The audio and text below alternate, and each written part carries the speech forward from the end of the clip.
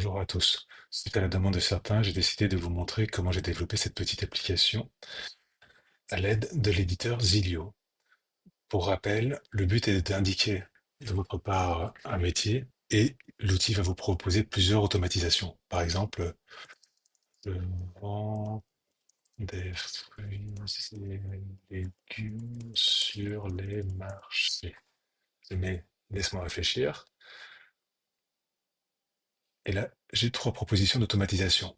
Mise en place d'un chatbot sur le site web de l'entreprise pour répondre aux questions fréquentes des clients sur les horaires d'ouverture.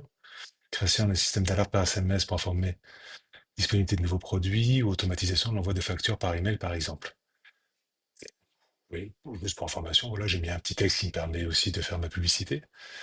Et je peux envoyer les réponses par email. Donc là, eric.bordelli,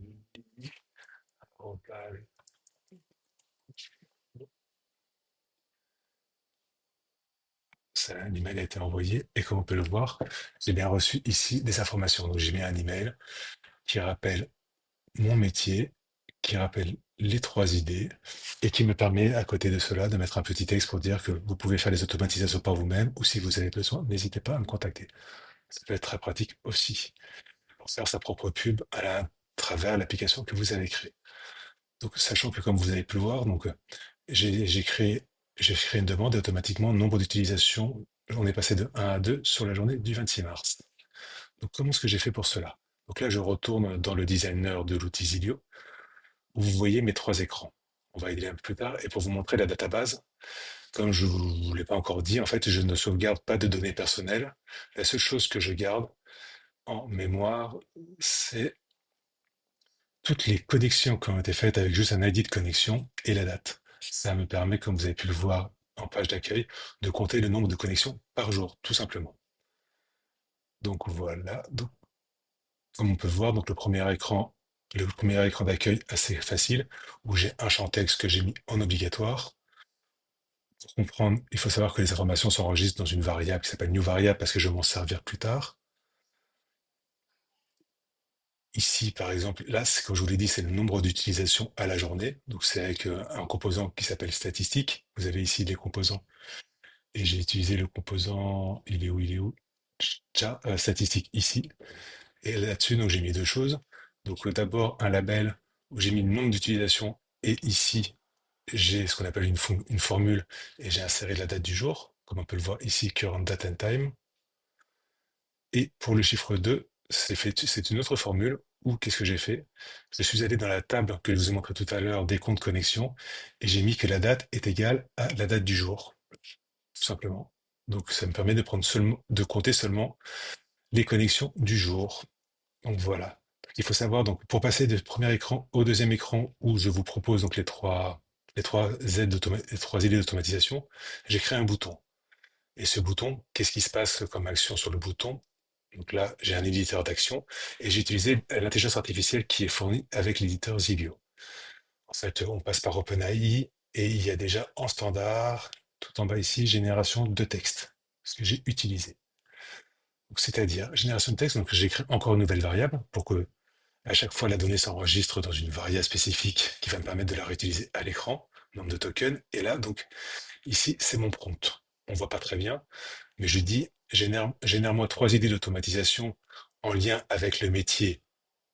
Et là, le métier, je vais chercher l'information de la page 1 qui était la nouvelle variable. Et chacune des trois réponses doit être rangée dans un gisement. Il faut créer un gisement global et chacune des trois réponses doit être sous trois clés différentes, R1, R2 et R3. Pour ceux qui comprennent le JSON, un format de réponse, ça va me permettre de rappeler la réponse de façon différente, que ce soit pour la première automatisation, la seconde ou la troisième. Donc là, ça me permet donc de sortir trois idées d'automatisation. Et comme je vous l'ai dit, donc là, après ça, ça me permet de sauvegarder l'idée de la connexion. Donc c'est ce qui permettait de remplir la database avec la connexion. Ou pour ce faire, il va tout simplement chercher la formule qui est terminal ID. En gros, ça lui permet d'avoir l'ID unique de mon terminal et de le compter et de le cumuler au nombre de connexions de la journée. Et après, ici, ça veut dire revenir à l'écran. Ça veut dire que hop, quand on clique là, c'est aller à l'écran ici. Donc ici, comme vous vous rappelez dans mon exemple, donc là on a les trois idées les trois réponses aux automatisations. Donc j'ai dû scinder la première réponse qui était le retour de l'API d'OpenAI. Et pour ce faire, c'est là où je vous ai dit que j'avais utilisé le JSON. Et pour chacune des trois réponses, qu'est-ce que j'ai fait? Donc encore une fois, j'ai utilisé les formules pour extraire qu'une partie du texte. Et pour cela, j'ai utilisé la formule qui s'appelle JSON Query, qui me permet de requêter sur une seule partie du JSON. Et en l'occurrence, la clé. Donc j'ai récupéré donc la réponse à mon prompt OpenAI et je n'ai récupéré que la clé R1. Donc je vous avais dit que j'avais trois clés. Ce qui veut dire qu'ici, j'ai fait la même chose et j'ai récupéré la clé numéro R2. Ça m'a permis de dissocier la réponse. Donc voilà, là j'ai rajouté juste un peu de texte, des icônes pour faire joli. Si je clique ici, là j'ai double bouton pour vous expliquer recommencer, c'est facile, c'est l'action numéro 2 qui m'amène à l'éditeur d'action. J'efface les variables pour pouvoir réutiliser l'application une nouvelle fois vierge et ça me ramène sur la page d'accueil. Un peu plus compliqué, c'est envoyer réponse.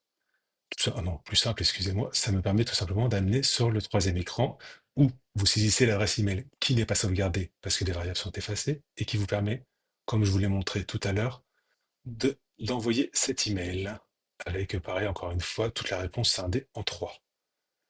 Donc ici, on renseigne l'email, donc dans une variable qui s'appelle nos variables d'email, j'avais pas d'imagination. Et quand je clique sur ce petit bouton, le dernier, donc là vous voyez en forme d'enveloppe d'email, encore une dernière action qui est envoyer un email. Comme la fois d'avant, donc là j'ai un sujet et j'ai une formule qui me permet de renseigner le texte de mon email. Et là c'est important de voir, vous voyez, les liens avec ton métier. Et on va chercher la nouvelle variable qui était dans le premier écran, le fait d'indiquer son métier. Et comme sur le deuxième écran, ici, je récupère justement un tiers du JSON à chaque fois. Donc ici, la réponse 1, la première partie du JSON, et ici, par exemple, la réponse 3, la troisième partie du JSON. Et je suis allé même jusqu'à mettre une image avec. Une fois que j'ai fait ça, je mets une notification pour dire que l'email est envoyé. J'efface les variables de tout ce que j'ai saisi pour qu'on puisse refaire une prochaine utilisation de mon application. Et je retourne à l'écran d'accueil. Donc voilà, tout simplement pour l'utilisation, je refais une simulation pour vous montrer. Donc, qu'est-ce que je peux faire? Je suis qu'est-ce que laveur de ca- laveur de carreaux. Laisse-moi réfléchir. Et là, j'ai trois automatisations. Un système de planification des rendez-vous, gestion des stocks des produits de nettoyage, et pour générer, envoyer les factures aux clients. Vous voyez?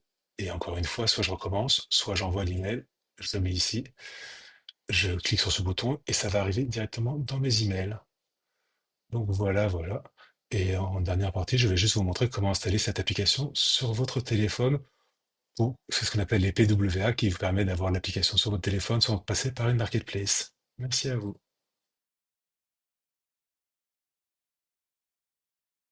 Donc, comme vous pouvez le voir, comment fait-on pour installer l'application sur son téléphone? Donc là, j'ai tout simplement renseigné l'adresse internet. Ça m'amène sur cette page-là. Et à la première connexion, vous voyez que vous avez une pop-up qui apparaît au milieu de l'écran qui vous propose d'installer l'application. Et comment est-ce qu'on fait? Là, en l'occurrence, je suis sur iPhone, mais c'est pareil sur Android. Donc je clique en bas sur le menu et je peux aller directement sur l'option sur l'écran d'accueil. Là, voilà, je peux changer le titre. Je mets ajouter et automatiquement, comme on peut le voir, l'application s'est bien installée ici. Merci à vous.